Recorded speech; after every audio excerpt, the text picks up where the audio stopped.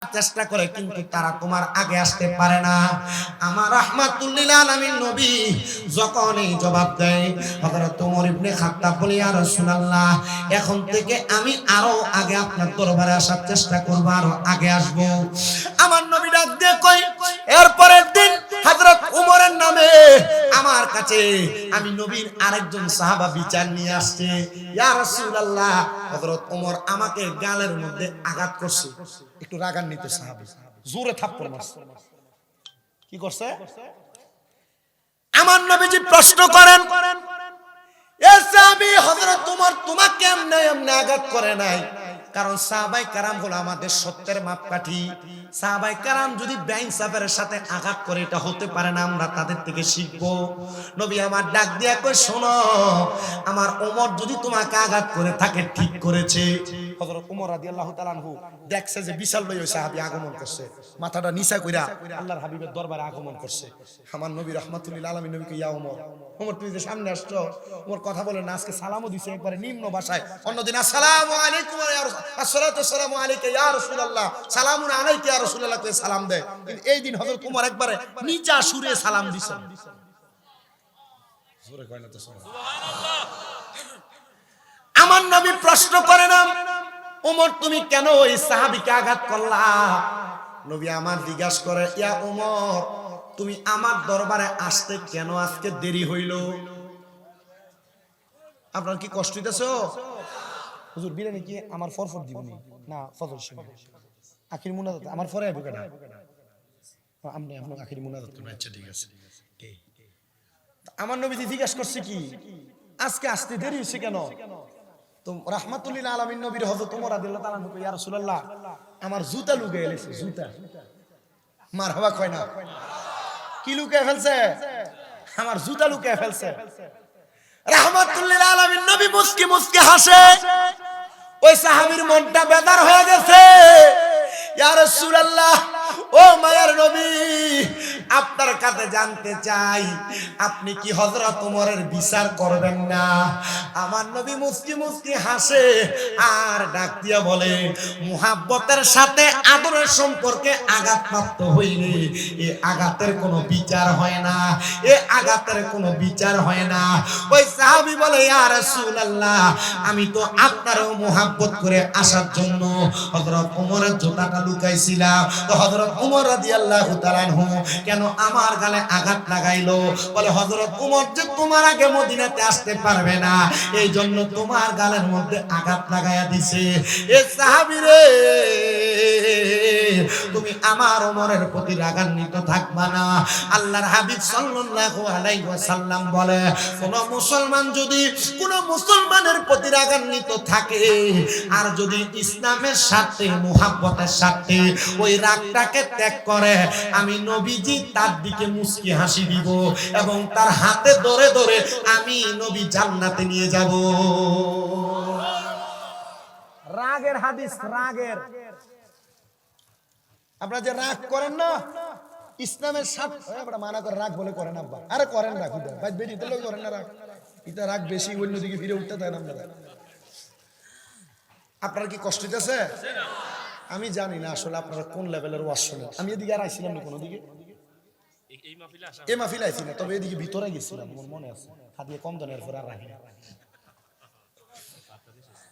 পাতানি, এরা ভালো মানুষ, পাতানিস কোনা নাই হুজুরে সবাই জুমবাইতে।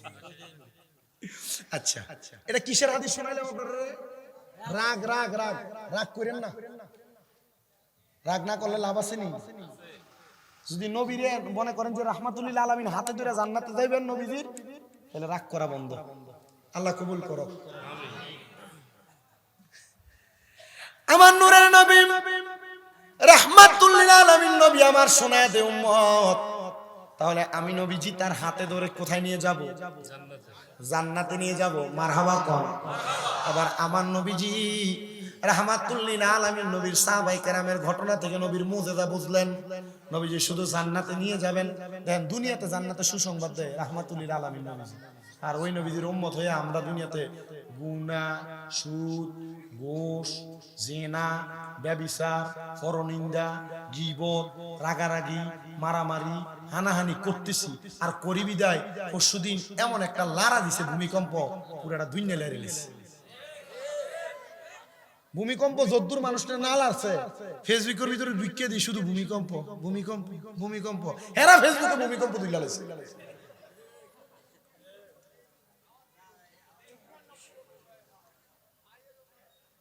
এরকম ভূমিকম্প আর দেখেন না, আমি নিজে টেরো হয়েছি না ভূমিকম্প, পাইয়াছিলাম ঘুমে। আমার আম্মা অসুস্থ মানুষ, আমার ফোন দেয়া কই কি তারে ভূমিকম্প তুই দুই নেলা লেছে তুই কো ঘুমে। যে সময় আমি শ্রীমঙ্গল ছিলাম, আমার জুমা পড়েছে আরেকজন, আমার আম্মা জান আজকে 7 মাসের উপর অসুস্থ। আপনারা দোয়া করেন, হাঁটতেও কষ্ট হয় আমার আম্মা, এই পিএলআইডি অপারেশন হয়েছে মেরুদণ্ডের হাড়ের, এখন হাঁটতে খুব কষ্ট হয়। আমি সব জায়গায় আমার আম্মার লেগে দোয়া চাই, হয়তো আল্লাহ তাআলা আমার আম্মার অসুস্থ মানে আমরা বড় কোনো পরীক্ষা করতেছি। আমি যে কথা বলতেছিলাম এতক্ষণ পর্যন্ত আমরা নবীজির সাহাবায়ে কেরামের আদর্শ দিয়া নবীজির মুজিজার কথাগুলো শুনছি। আরো অনেক বড় বড় মুজিজা আছে, এটা আপনারা জানেন। পুরান ওয়াজ করি না, নতুন ওয়াজের দিকে যাই। তো নবীজি সাল্লাল্লাহু আলাইহি সাল্লামের একজন প্রখ্যাত আলেম, যিনি নাম হযরত ইউসুফ মুরাদাবাদী রাহমাতুল্লাহ আলাইহি। ইউসুফ মুরাদাবাদী উনি ছিলেন একজন মসজিদের ইমাম, খতিব। ইউসুফ মুরাদাবাদী রাহমাতুল্লাহ আলাইহি বলেন, আমার একটা ফুত ছিল, হ্যাঁ একটু উদাস চলাফেরা করতেন। কি চলাফেরা করতেন?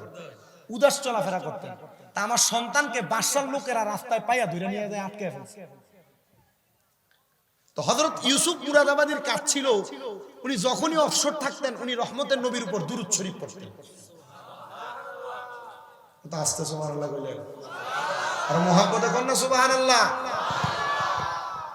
হযরত ইউসুফ মুরাদাবাদী বলেন, আমার সন্তানটাকে মুরাদাবাদ এলাকার বাদশা তার ঘরের মধ্যে, তার জেলখানার মধ্যে বন্দী করে রাখছেন।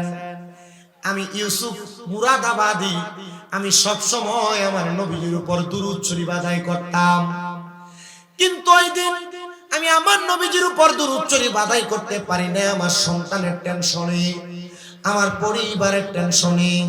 হযরত ইউসুফ মুরাদাবাদী বলেন, জগতের মানুষ তোমরা শুনে নাও, আমি যখন এমন টেনশন করতে লাগলাম, হঠাৎ টেনশনে টেনশনে আমার পুরোটা রাত্রি যখন অতিবাহিত হয়ে যায়, আমি দেখলাম আমার ঘরের দরজার মধ্যে কে যেন আওয়াজ দেয়। আমি দরজাটা খুইলা দেখলাম গো, আমার ঘরের সামনে মুরাদাবাদ এলাকার বাদশা হাজির হয়ে গেছে। তার ঘোড়া, তার সম্পদ, টাকা পয়সার ডাল নিয়ে আমার খাস দরবারে হাজির। আইসা ডাক দিয়া কই, ইউসুফ মুরাদাবাদী, আমার সালাম আপনি গ্রহণ করেন গো। বলে, বাদশা আপনার দরবারে মানুষ যেন তসিরে দাঁড়ায় থাকে, আর আপনি বলতেছেন আমি যেন আপনার সালাম গ্রহণ করি, কারণটা কি আপনি বলেন না? বাদশা ডাক দিয়া কই, ইউসুফ মুরাদাবাদী, যদি আপনি সালাম না গ্রহণ করেন তাহলে মদিনার নবী বেজার হয়ে যাবে। ইউসুফ মুরাদাবাদী বলে, আমার সালামের জবাবের সাথে আমার মদিনার নবীর সম্পর্ক কি তুমি বলো? উনি বলেন, আমার নবীজি রাহমাতুল লিল আলামিন নবীর দিদারে মুস্তাফা আপনি ইউসুফ মুরাদাবাদীর কারণে আমি পাইছি। বলে, বলো কি? বলে, হ্যাঁ, আমি যে আপনার সন্তানকে গ্রেফতার করেছি, আপনি তো আমার প্রতি রাগ হয়ে আমার সালামের জবাব দেন না। ইউসুফ মুরাদাবাদী, আপনার সন্তানকে আমি দিনের দ্বিপ্রহরে মানে দুপুর বেলা গ্রেফতার করেছি।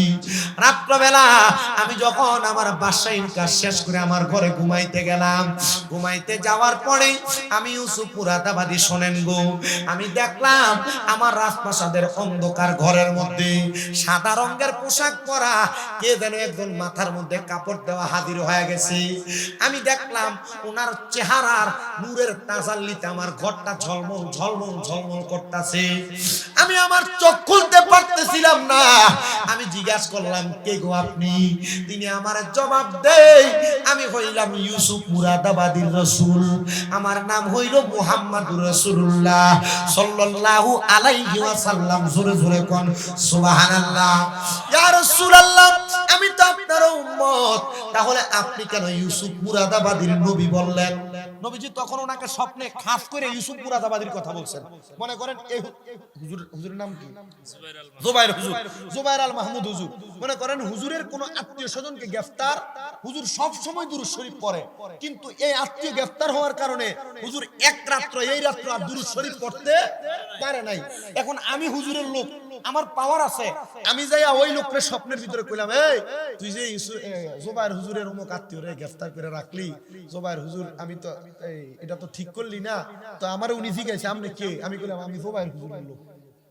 কাল্লো আমার নবীজি তখন স্বপ্নে খাস করে বলছে আমি ইউসুফ মুরাদাবাদীর লোক, মানে ইউসুফ মুরাদাবাদীর নবী।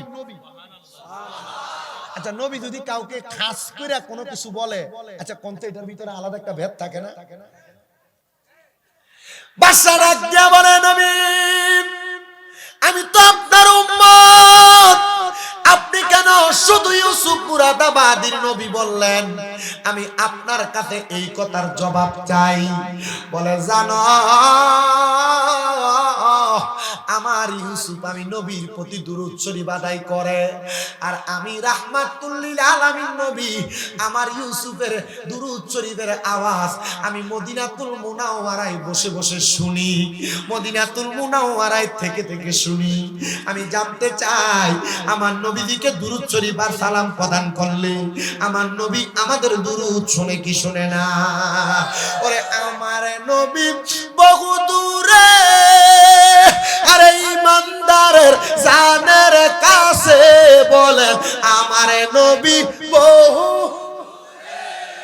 আরে ইমানদারের জানের কাছে উম্মতেরা সালামে দিলে উম্মতেরা নবী শুনতে পাই, পাইলে নিরা লাই গো নবী লাই, বলেন পাইলে নিরা। তোমার দুই চরণে চুমো খাবো, দুই চরণে চরণে দুলি মাখবো গায়ে, পাইলে নিরা লাই গো নবী পাইলে নিরা লাই, বলেন পাইলে নিরা। আরে আমরা মৃত লাশ হইলে নবী কেউ নিবে না আমরা রে কুলে, বলেন আমরা মৃত লাশ হইলে আরে কেউ নিবে না আমরা রে কুলে। হাই রে দয়া কইরা কুলে নিবেন, দয়া কইরা নিবেন নবী মুস্তাফাই, পাইলে নিরা লাই গো নবী, কয় না রে কয় না রে, বলেন পাইলে নিরা। আপনার দুই কদমে চুমো খাবো, দুই কদমে চরণে দুলা মাখবো গায়ে, পাইলে নিরা লাই গো নবী পাইলে নিরা লাই, পাইলে নিরা লাই গো নবী। মুসলমান হযরতে ইউসুফ মুরাদাবাদীর কথা আমার নবীজি মুরাদাবাদের বাদশার কাছে বলতেছে, এ বাদশা আমার ইউসুফ আজকে আমি নবীর প্রতি টেনশনে দুরূদ শরীফ আদায় করে নাই, তুমি তোমার ইউসুফের সন্তানটাকে জেলখানা থেকে ছেড়ে দাও। উনি বলেন, ইয়া রাসূলুল্লাহ নবী গো, আমি তো কোনোদিন আপনার চেহারা মোবারক দেখি নাই, আজকে আপনি আপনার চেহারা মোবারক আমার একবার দেখা দেন, আমি আল্লাহর কসম করে বলি আমি ইউসুফের সন্তানকে ছেড়ে দিব। আমার নবী ডাক দিয়া কয়, বাদশা রে তুমি আমার ইউসুফের সন্তানটাকে ছেড়ে দাও, যদি আমার ইউসুফ খুশি হয় আমি নবীর প্রতি দুরূদ শরীফ আদায় করে, তাহলে আমি তোমাকে আমার চেহারা মোবারক দেখা দিব। জবান খুলে জোরে কন্যা আল্লাহু আকবার। এই ইউসুফ মুরাদাবাদী পেছনের দিকে তাকিয়ে দেখেন, আমি বাদশা যেই ঘোড়ার পিঠে চড়ে চড়ে আমার মুরাদাবাদ এলাকা দেখাশোনা করতাম, আপনার সন্তানকে ওই বাদশার ঘোড়ার পিঠে চড়াইয়া আমি আপনার সামনে নিয়ে আসছি। ও ইউসুফ মুরাদাবাদী, আপনি বলেন না বলেন না বলেন না, আপনি আমাকে ক্ষমা করছেননি, আপনি আমার প্রতি রাজি হইছেননি। ইউসুফ মুরাদাবাদী কোনো কথা বলে না, চোখের পানিগুলা ফালায় ফালায় কান্দে, ডাক দিয়া কয়, এ বাদশা গো, আমার যে দিন থেকে আমার জীবন থেকে একটা রাত্র চইলা গেছে, আমি যে আমার নবীজির গুণকীর্তন গাইতে পারি নাই, পড়তে পারি নাই, আপনি কি আমার সেই রাতটা ফেরত দিতে পারবেন? বাদশা ডাক দিয়ে কয়, আপনি যদি আমার বাদশাহী চান, আমি আপনার খুশির জন্য আমার বাদশাহী দিয়া দিব। বলে, কি বলো? আমার খুশির জন্য তুমি বাদশাহী দিয়া দিবা? আমি তো জানি তুমি আমার খুশির জন্য বাদশাহী দিতা না, তুমি আমার নবীর দিদার পাওয়ার জন্য তোমার বাদশাহী ছেড়ে দিতে চাও।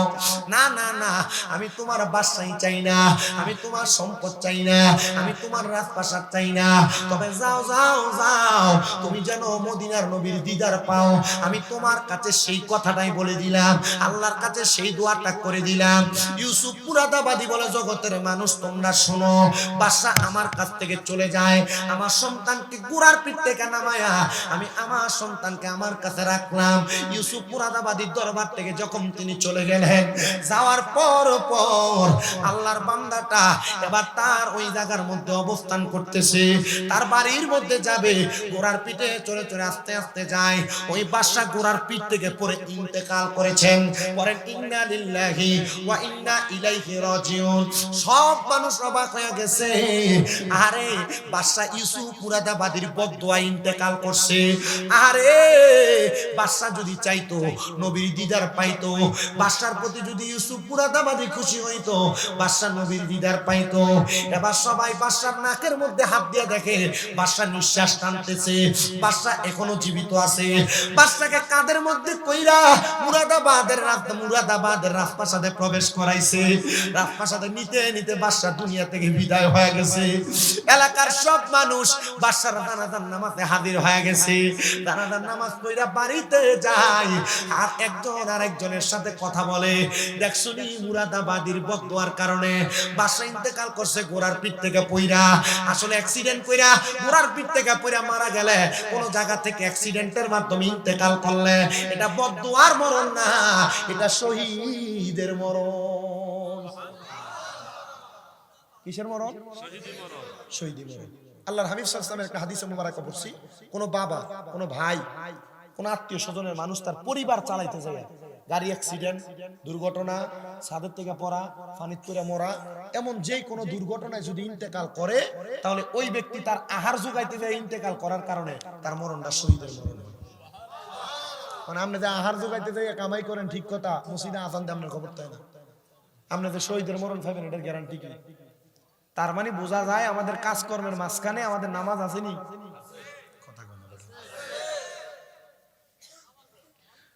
তো জানাজার নামাজ পড়ে যাইতে দেখবেন মানুষ অমুকের সমালোচনা বিভিন্ন রকমের কথা বলে না, যে লোক অমুক ছিল, আর যদি খারাপ থাকে আরে মানুষের বহুত জ্বালা জ্বালাইছে রে। আজকে আমার একটা জেডা মারা গেছে, আমি নিজে আজকে অনেকের ফোন ধরতে পারি, অনেকে ফোন করছে। আজকে এলাকার সাইফুল্লাহ চৌধুরী আছে, যে আপনাদের এলাকারই, তো আমার কাছে অনেক ফোন দিয়ে আমি ধরতে পারি না। আমার ওনার জেডারে গোসল দিছে, আমি আবার আমার এক জেঠা তো ভাই দাওয়াত ইসলামের মুরিদ, আমরা নিজেরা গোসল দিছি, আমরা নিজেরা জানাজার নামাজ আমার ভাইয়ে পড়াইছে, আমি মুনাজাত দিছি, আমরা কবরে নামছি, দাফন সব শেষ করে তারপর রওনা দিছি আপনাদের দিকের উদ্দেশ্যে। তো আমি এতটুক দেখছি যে আমার জেডারে সালাম দিলে উনি এমনি মাথা তুলতো না, আসসালামু আলাইকুম, এমনি নিচের দিকে থাই হাঁটতো, ওয়ালাইকুম সালাম, হাঁটা শেষ, অন্য কোনো কথা না, নরমালি নরিবিলি মানুষ ছিলেন। দোয়া করে ওনার দুইটা ছেলে বিদেশ আছে, একটা মেয়ে বিবাহ দিছে, আর একটা ছেলে দেশে ছোট। আল্লাহ যেন তার পরিবারটার একটু রহমতের নজরে দেখে তার পরিবারকে ধৈর্য ধারণ করার তৌফিক দেন। আমিন। তো মানুষ মারা যাওয়ার পরও এভাবে ভালো তার প্রশংসা করছে। তো ইউসুফ মুরাদাবাদীর এলাকার বাদশা তখন মারা গেছে, মানুষ ওনার ব্যাপারে সমালোচনা করতে না, আরে মনে ইমাম সাহেবের বদদোয়ায় মনে হইরা মরছে রে ঘোড়ার থেকে রে। মানুষের মন্তব্য চিন্তাধারাটা কি ভালো না খারাপ? খারাপ। মনে হয় ইমাম সাহেবের বদদোয়ায় মরে গেছে রে। এলাকার সব মানুষ বাড়িতে ঘুমাইছে, এখন ঘুমানোর পর এরা দেখতেছে মুরাদাবাদের বাদশা উনি সুন্দর জান্নাতি খাবার সামনে নিয়ে বসা বসা আহার করতেছে। কি খাবার খায়? জান্নাতি খানা খাইতেছে। মানুষে কয় ইমাম সাহেবের লোক মানে বেয়াদবি করলো আর খাইতেছে জান্নাতি খানা, বিষয়টা একটু অন্যরকম গেছে তাড়াতাড়ি ইউসুফ মুরাদাবাদীর দরবারে। হুজুর, আপনার সন্তানকে যে অ্যারেস্ট করছিল এ বাদশা ইন্তেকাল করছে, এত ঘোড়ার পিঠ থেকে পড়ে মরছে, আমি যে স্বপ্ন দেখলাম এ সুন্দর সুন্দর খানা লয়ে বই রইছে। হুজুর এটার কাহিনী কি বলেন? একজন যখন এই কথা বলছে পুরো মসজিদের মুসল্লিরা উঠে কয়, হ্যাঁ হুজুর, হ্যাঁ আমি স্বপ্ন দেখছি, আমি একই স্বপ্ন দেখছি। মারহাবা কর না। ইউসুফ মুরাদাবাদী বলেন, তোমরা আমার একটু সময় দাও, আমি সামান্য সময় নেই, যে সময়ের মাধ্যমে আমি আমার এলাকার মানুষকে তোমাদের জবাব দিতে পারবো। ইউসুফ মুরাদাবাদী 2 রাকাত নামাজ আদায় করলেন, সিজদার মধ্যে যে চক্ষুটা বন্ধ করে রাখলেন, ডাক দিয়ে আমার এলাকার মানুষ তোমরা শুনো, আমি আবার বাদশারে মুরাকাবার মাধ্যমে নামাজের মধ্যে জিজ্ঞাসা করলাম, ওগো বাদশা, আপনি বলেন না আপনি যে ইন্তেকাল করলেন আপনার তো শখ ছিল নবীকে দেখবেন, আপনি কি নবীরে দেখছেন? আর আপনি যে জান্নাতি খানা ফেনা খাইতেছেন এটার কারণটা কি? ইউসুফ মুরাদাবাদী বলেন, জগতের মানুষ তোমরা শুনো রে, আল্লাহ তাআলা রহমতের ফেরেশতারা আমার রূহ নেওয়ার জন্য চেষ্টা করে, কিন্তু ফেরেশতারা আমার রূহ নিতে দেয় না। আরে কেমন কারণে রূহ নিতে দেয় না জানো? আল্লাহর নবীর হাদিসে মুবারাকা, তিরমিজি শরীফের হাদিস পড়ে আসলে দেখলাম আল্লাহর নবী ডাক দিয়ে কয়, উম্মত, কোন ইমানদার নবী প্রেমিক যদি ইন্তেকাল করে আজরাইল তার রূহটা নিতে কষ্ট হয়ে যায়। কারণ কি গো নবী, কেন কষ্ট হয়? আমার নবী বলে, কোন ইমানদার বান্দা যখন ইন্তেকাল করবে ওই বান্দাটার সামনে আমার আল্লাহ তাআলা আজরাইল পাঠানোর আগে 2টা রহমতের ফেরেশতা পাঠিয়ে দেয়। ওই ফেরেশতাগুলা ইমানদার বান্দার সামনে ডাইনে বামে ঘুরতে থাকে।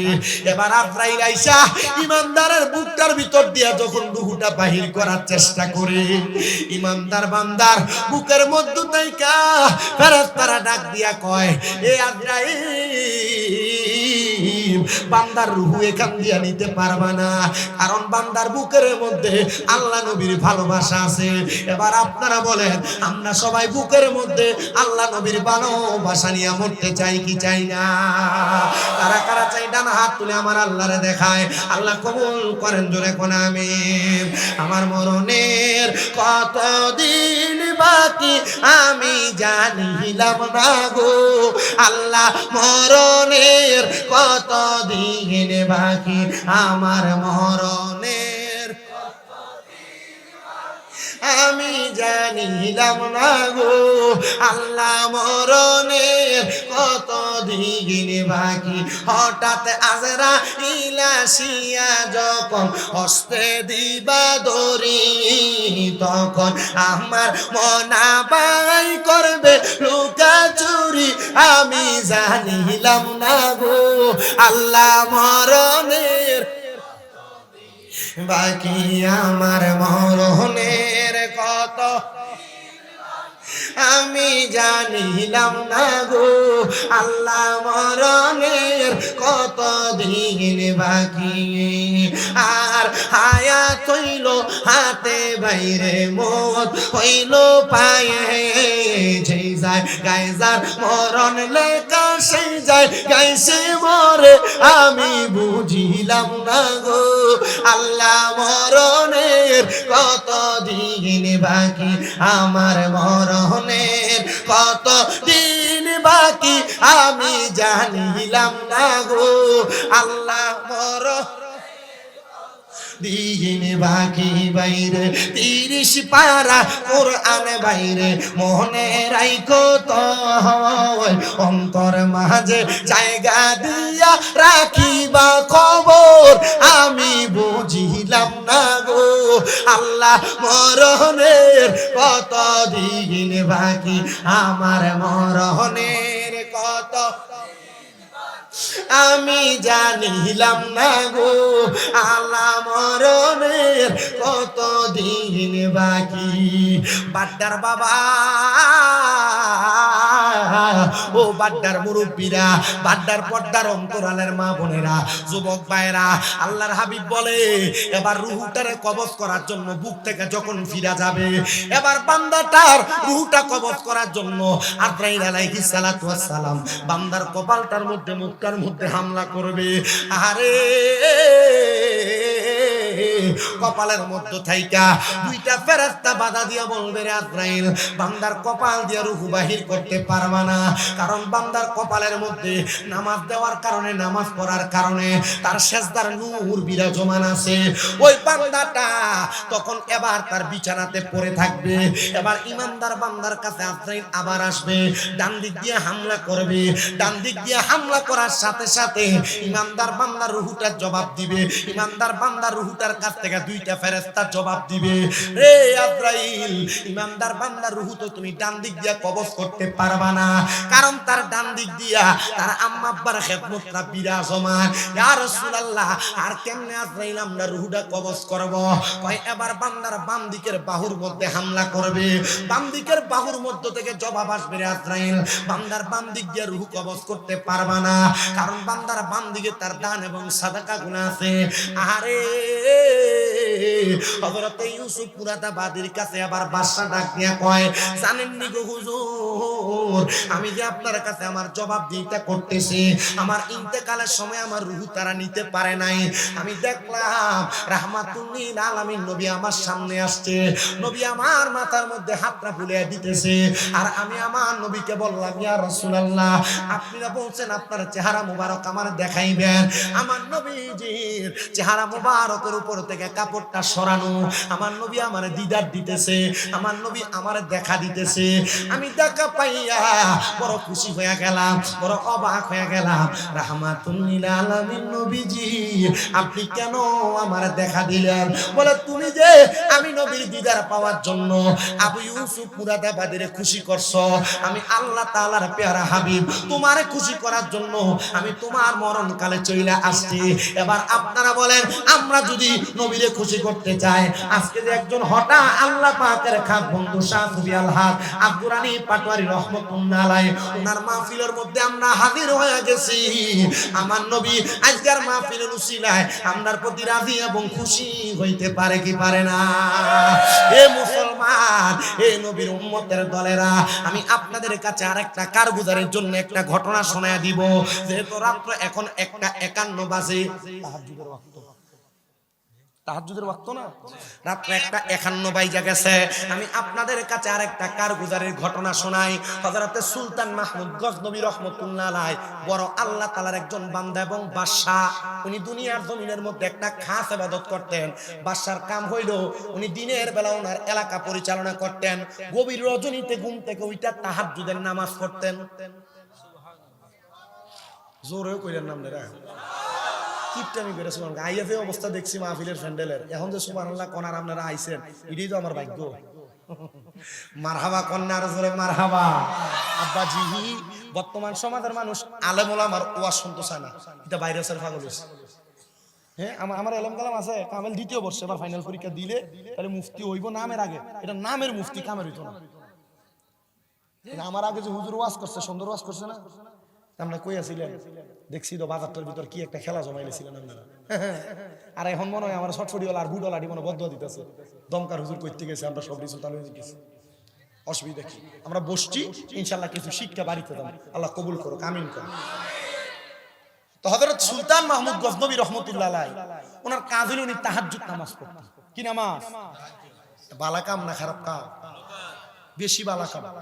মা আয়েশা সিদ্দিকা রাদিয়াল্লাহু তাআলা আনহা থেকে হাদিস বর্ণিত, তিনি বলেন, আমি একদিন আমার নবীজিরে দেখলাম, নবীজি তাহাজ্জুদ নামাজের মুসল্লা থেকে উঠছেন, এত লম্বা রুকু, এত লম্বা সেজদা, নবীজি সালাম ফিরানোর পর দেখে নবীজির চোখ মুবারক লাল হয়ে গেছে, আর নবীজির চোখের পানি মুবারক পড়া নবীজির গাল মুবারক, দাড়ি মুবারক গুলা ভিজা গেছে।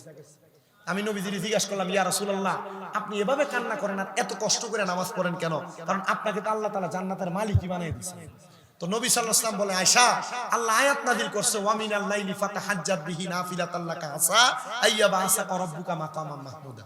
আমার কইছে রাতের কিছু অংশে তাহাজ্জুদের নামাজ পড়তে, আল্লাহ আমি যদি তাহাজ্জুদ নামাজ পড়ি আমার মাকামে মাহমুদ প্রশংসার জায়গা দান করবেন।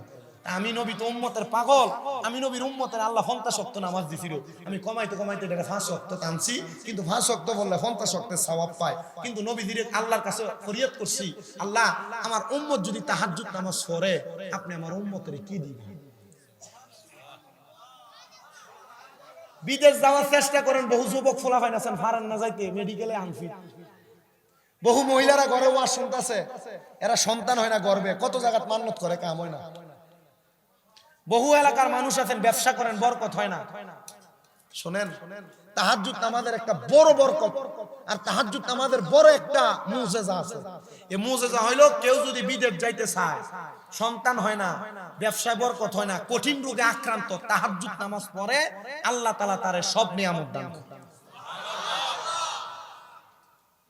আমার দিকে সান বয়স কম, আমার এক ওস্তাদ শুধু আমার ছোট ছাত্র বয়সে বলছিল, যদি তাহাজ্জুদ গুজারি হইতে পারো আর দুরূদ শরীফের প্রতি বেশি দুর্বল হইতে পারো, আল্লাহ তাআলা তোমাকে অটোমেটিকলি সব দিবে। জিগাইয়েন আপনার স্বামী হুজুর কোনা সাখাওয়াত হুজুর আমার কয়টা মাদ্রাসা কমিল। আমি এতটুকু বিশ্বাস করি, আমার ওস্তাদদের নসিহতের অনুযায়ী আমি কাজ করাতে আল্লাহ তাআলা আমাকে দান করছে। আপনি যদি করেন আপনাকেও দান করবেন। আল্লাহর হাবিব কান্না করেন, মায়েশা সিদ্দিকা বলে ইয়া রাসূলুল্লাহ আপনি যে কান্না করেছেন আপনার কান্না করার কারণ কি? বলে আমি আমার আল্লাহর কাছে বলছি, আল্লাহ আমার উম্মত যদি তাহাজ্জুদের নামাজ পড়ে আমার উম্মতের কি দান করবেন? আমার আল্লাহ তাআলা আমারে জানিয়ে দিতে গো হাবিব, আপনার উম্মত তাহাজ্জুদের নামাজ আদায় করে আমি আল্লাহর কাছে যা চাইবে আমি আপনার উম্মতের তা দান করে দিব।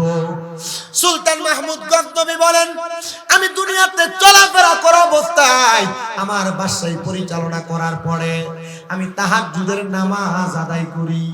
সুবহানাল্লাহ। হ্যাঁ, কত নতুন নতুন নেতারা আছে, কত সুন্দর টুপি লাগায়, সাদা পাঞ্জাবি লাগায়, ইমাম সাহেবের পিছন দিয়ে খাড়ো, কিন্তু খায় শুনে খায় কি দা দাড়িটি এমন ভাবে ক্লিন শেভ করে ইমাম সাহেবের পিছন দিয়ে খাড়ো, ফিসা মারা মনে হয় এটা খেতের গালা কাছাইলে যেমন একবার সমান থাকে না, আইল কাছাইলে এর মুখ একটা মুখ এটার মনে গালা কাছাইলের মতো লাগতেছে। খায় সুদ খায় গোশ, ইমাম সাহেবের পিছন দিয়ে যায় 40 জন মুসল্লি 30 কাতার ঠেললে সামনের কাতারে যায়, এমন মুসল্লিও আছে না নাই? আবার আপনারা এই মুহূর্তে সিটে আর বাটফার সুদখোর গোশকুটিরে ধরে নিয়া মসজিদের সভাপতি বানায় দেয়, আছে না? সুদখোর গোশকুটিরে মসজিদের সভাপতি সেক্রেটারি বানায় না? দেখবেন সুদখোর গোশকুটিরে ধরে নিয়া এলাকার সর্দারের মাতাব্বর বানায় দেয়। আল্লাহ আমাদের বুঝার তৌফিক দান করুক, আমিন কোন। হযরত সুলতান মাহমুদ গজনবী রাহমাতুল্লাহ আলাইহি তিনি বলেন, আমি তাহাজ্জুদের নামাজ আদায় করার ওযু করার জন্য আমার রাজপ্রাসাদ থেকে বের হইলাম। রাজপ্রাসাদ থেকে বের হওয়ার পরে আমি দেখলাম আমার বাড়ির সামনে রাজপ্রাসাদের নদীর উল্টা পাশে 4 জন ব্যক্তিকে দেখা যায়, যে 4 জন ব্যক্তি সেখানে দাঁড়ায় দাঁড়ায় পানি হাতাইতেছে, পানি ঘাটতেছে। হযরতে সুলতান মাহমুদ গজনবী বলেন, আমি চিন্তা করলাম এতদিন মনে হয় আমি একা একা তাহাজ্জুদ নামাজ পড়ি, কিন্তু না না না, আমার এলাকার এই 4 জন মানুষ তাহাজ্জুদ নামাজ পড়ে, আমার কপাল কত ভাগ্য কত ভালো। আমি বাসায় একা নামাজ পড়ি না, আমার এলাকার 4 জন আমার পজও নামাজ আদায় করে, কিন্তু আসলে তারা নামাজ আদায় করে না, তারা অন্য এলাকা থেকে আসছে বাদশা সুলতান মাহমুদ গজনবী রাজপ্রাসাদে চুরি করার জন্য। সুলতান মাহমুদ গজনবী চিন্তা করে তারা তাহাজ্জুদ পড়তে আসছে, ওযু করবে, আর তারা আসছে চুরি করার জন্য। তারা ওই পারে দাঁড়ায় চিন্তা করে, দেখরে আমরা 4 জন আসছি চুরি করার জন্য, কিন্তু এই বেটার কত বড় সাহস, এই বেটা একা একা এসে চুরি করবার লাগিয়া, যে যেমন চিন্তা এমন। বাদশা সুলতান মাহমুদ গজনবী ডাক দিয়া কই, জগতের মানুষ, ও দুনিয়ার মানুষ, আমি এবার তাদেরকে ডাকলাম, ও ভাই আমার সামনে আসো, যেহেতু তোমরা তাহাজ্জুদ গুজারি,